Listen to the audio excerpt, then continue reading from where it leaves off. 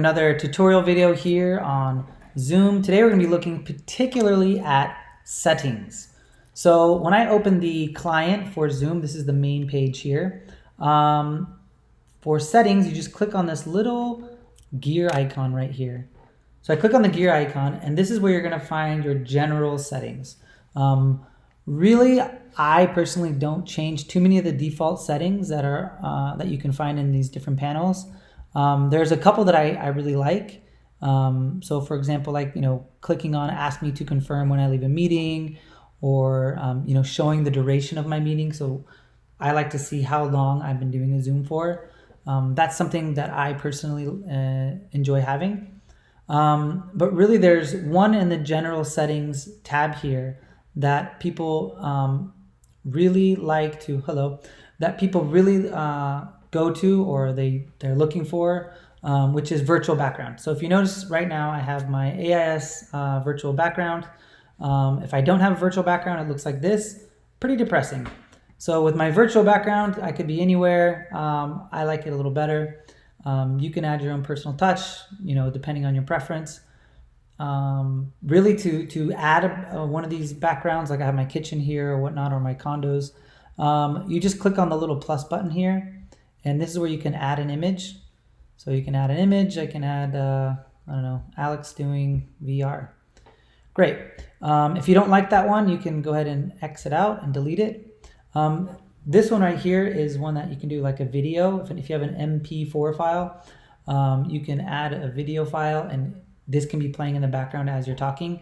In my opinion, it's distracting, so I wouldn't really recommend it, but it's there if you like that option. So those are really the big ones. For recording, you may want to choose where your recording's happening. So for all your lessons, you're going to be recording your sessions. You want to know where they're going to be located on your computer. So click on here, and you can choose. You can choose where you want to, put them on your computer. I put them on my desktop. Easy to find that way. So that's basically the general settings. Where you're going to find more specific settings is right here, where if you click view more settings, or you just go to the website, because that's what it's going to do. It's going to bring me to the website, and from here I click on the settings tab, and this is where you're going to find more control of your actual meetings and your Zoom conferences that you're having. So for example, if you want a waiting room, click on the waiting room.